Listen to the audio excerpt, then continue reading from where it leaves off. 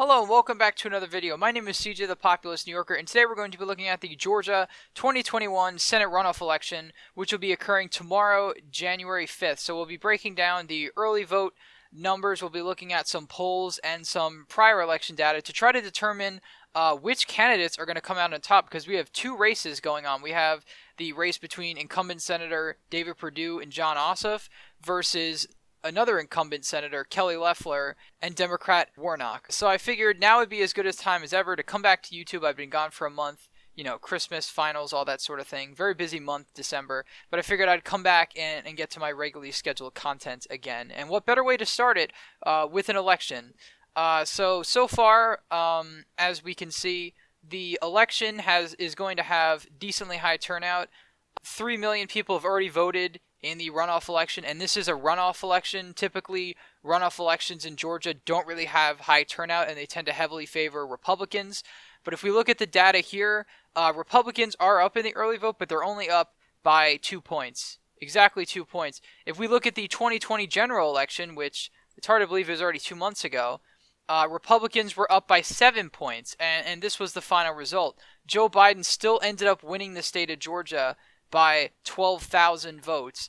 11,600 to be more precise. And I know there's going to be people that inevitably comment that think that was a controversial statement, or Trump still has a plan and stuff. And you can type away all you want.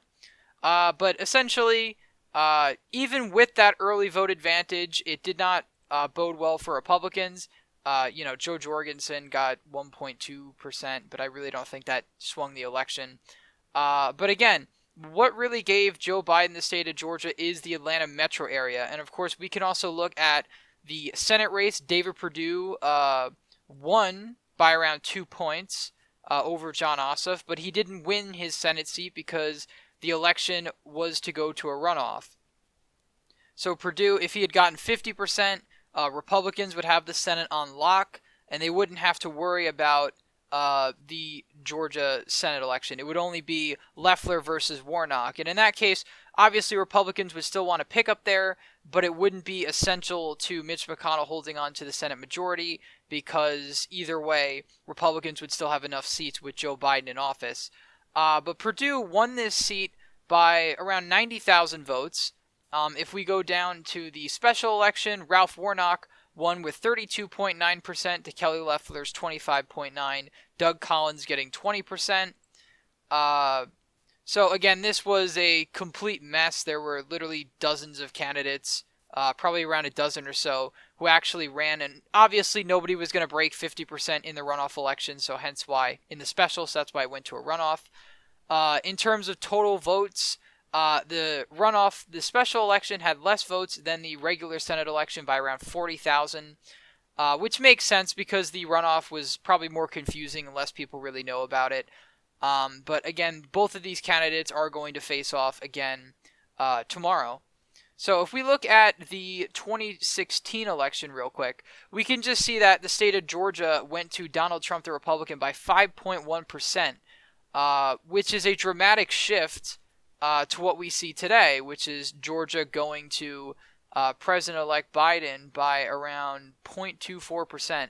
So an over 5-point shift to the left, specifically in the metro area. And, I have other videos where I've broken down the exit polls in Georgia, and it really wasn't so much a higher minority turnout as it was more the white turnout that did come out ended up skewing more Democratic. And those were the suburbanites here that were turned off by, I guess, the Donald Trump wing of the Republican Party, and ended up swinging the state to Biden. And that is a huge difference from 2016. Again, some of these pivotal counties that we're going to be watching tomorrow, places like Cobb County, Gwinnett County, I just said those backwards, but whatever, are counties that are very dense in population. And if we look at, in 2016, Hillary Clinton won Gwinnett by 6 points. She won Cobb by 2.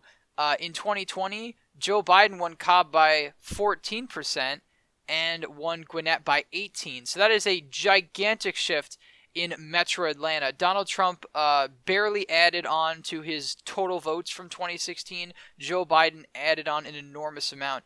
And that, coupled with the Republican erosion of support here in the exurban parts of Atlanta, that's what swung the state blue. And the question will be tomorrow if that can be replicated for Democrats in both races. So first we're going to look at the David Perdue-Jon Ossoff race because why not? It is the regularly scheduled Senate race. So if we go to the polls on this, and I'll actually trust 538 this time because the Georgia polls weren't really that far off last time. But 538 seems to have Jon Ossoff up by 1.8% in the polling aggregate. That does seem rather high and convincing, but then again, this is a race that will go down to the wire, and of course, if you go into the polling aggregate, you're going to see polls that are going to skew one way or another and are kind of outliers. That being said, polls are by far not the end-all be-all, and in fact, I made a video of why you shouldn't trust polls, especially after what happened just a few months ago. We were supposed to see a Biden landslide, and that absolutely didn't happen. And the margins that they had in some of the states were ridiculous. Georgia was one of the few states where the polls were actually correct. Now, David Perdue actually had the lead briefly in the aggregate in late December, so it's kind of been going back and forth, but suddenly it seems like Jon Ossoff is having a polling surge. He's up by 1.8. We'll see if that is actually going to continue onto Election Day and actually manifest into results. The Georgia polls weren't that far off. I think I know I did a video on analyzing the polls. I think they were only off by a point, 0.1 or 2%. It was ridiculous. So the polling aggregates were fairly correct in Georgia, with Biden having a slight advantage, and he ended up winning the state. If we look at the Real Clear Politics average, Ossoff is only up 0.8%. Now, I think that's a little bit skewed because, again, we don't have any polls from the month of January in here, or we don't have the January 29th polls or anything like that. So I guess it is slightly more in favor of Perdue, but Perdue definitely is in a better position than Loeffler is. However, for Republicans in Georgia, both Senate candidates are in pretty poor position considering their Democratic opponents are polling above them. Now, there is a lot of enthusiasm on the Democratic side. Most Democrats are very vehement that they don't want Mitch McConnell as a majority leader in the Senate. He would block a lot of Biden's agenda, no doubt. So their enthusiasm is going to be very high. Republican enthusiasm you think would be high in the Georgia runoff election, given that Biden is president, but due to the schism in the Republican Party we're seeing with, I think I saw an article where 10% of Republicans in Georgia said they weren't going to vote in the runoff because they thought it would be rigged or something. That kind of mentality is just giving the seat to Democrats in a red carpet. That's really easy.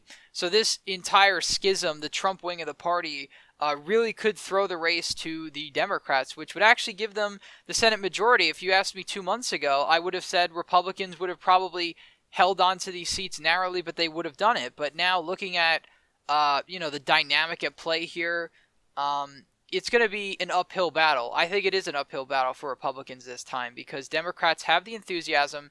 As we saw, Joe Biden won the state of Georgia in the general election, and this runoff has high turnout. I wouldn't be saying it if the runoff didn't have higher turnout, and there's high younger turnout compared to 2020, and that is devastating to Republicans. That could be the death nail right there in this Senate race. And, there are some who want the Republican Party to crash and burn on the Trump wing, and that is going to give Democrats the advantage. So Democrats should be rejoicing and almost fueling the flames for that schism because it's the best thing that's ever happened to them this cycle. Biden did win the general election, and Democrats could have a government trifecta after all. For the first time since the 2008 election, they'll control all 3 houses.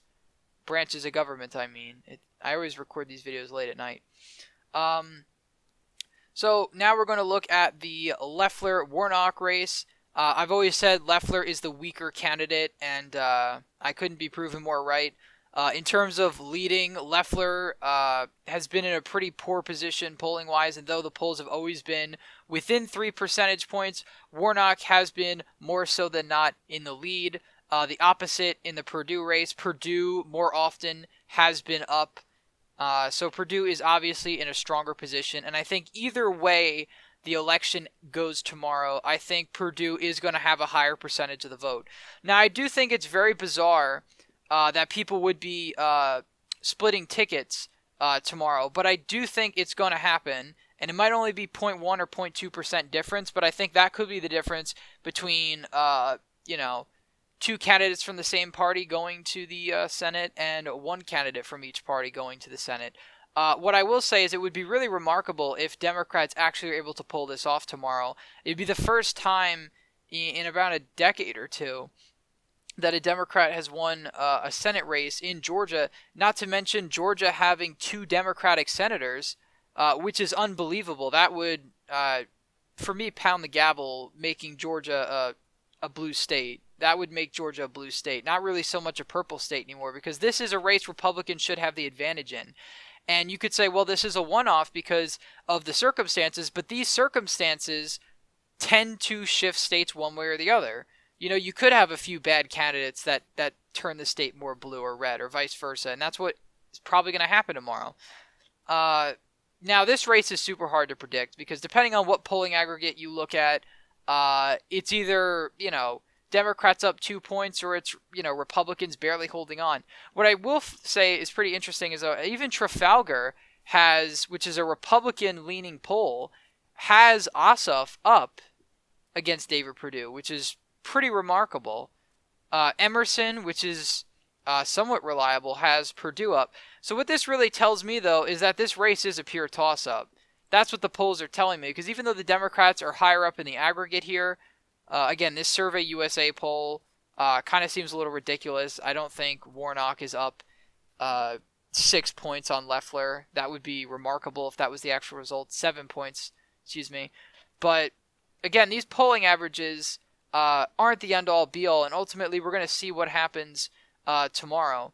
But, again, if we go back to the 2020 map, though we're going to see lower turnout than the general, I still expect the suburbs to be solidly blue at this point, which basically gives the Republicans a really hard race. It gives them a hard electoral map in the state of Georgia because when Georgia was a likely solidly red state, Republicans had all of these counties surrounding Atlanta. So the fact that these population centers have swung Democratic is going to be detrimental to Republicans in the future. And either way these runoff elections go, Georgia will trend more Democratic, even if Perdue and Loeffler both win tomorrow, which I think is very unlikely. I just have a gut feeling, but my final prediction for tomorrow, and at least if both candidates from either party win, I'll be half right, but I do think that David Perdue is going to win. He's going to hold on to his seat narrowly against Jon Ossoff, probably around by 0.4 or something. And I think Warnock is going to beat Loeffler barely, but I think he'll do it. I think it's mainly going to be the fact that African American turnout is going to be higher in these Democratic areas, particularly in Atlanta for a runoff election, and the fact that Republican enthusiasm is going to be diminished. Now, maybe I'll be wrong and both Republicans will win, and that's very possible, or both Democrats could win. I still think, based on the state's history, both Democrats winning is unlikely, but I have to factor in the point that the Republican base is still very divided. There's still going to be Republicans that cast a vote for Trump and Perdue and Loeffler last time that won't this time because they think that, elections are rigged or the Republicans don't deserve to win. And that really could be the death nail right there for Republicans holding on to the Senate. But I actually I think Loeffler is going to lose. I think she comes off, and this is personal opinion, but I think she comes off as very robotic, very manufactured. Warnock is more charismatic, more interesting, I guess, as a candidate to your everyday voter. I think Loeffler is going to lose. On the other hand, my reasoning for thinking Perdue is going to win is, he won by 2 points last time. He's known. He's a household name in the state of Georgia. Jon Ossoff has become recently. But I think, this is just on a whim. I think David Perdue is the stronger candidate than Jon Ossoff. I think Jon Ossoff has a lot of the big money, but I think he comes off as very robotic, kind of like Loeffler, the same character flaw. His talking points are very manufactured. He's bland. I'm not saying Perdue is the most exciting candidate either, but I think, based on the polling alone and based on my, I guess, personal assessment of these characters, I think Warnock is going to win the special election, and I think Perdue is also going to win the runoff election.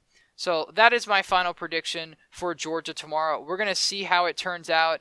I know some people are going to disagree with me, and you could comment down below your disagreements if that's the case, but I really do feel, and this is my gut feeling again, when I made my general election prediction, I was only off by one state, so I guess I can't really get this prediction that wrong considering we've only got 2 candidates. But if I am right, I will be very happy about that, and we'll see how the result actually turns out. Anyway, guys, thank you all for watching. Please leave a like under this video if you enjoyed. Please subscribe to the channel to get more updates every time we upload. I upload every Monday through Thursday, so be sure to check that out. And thank you all for watching. I hope to see you in the next one.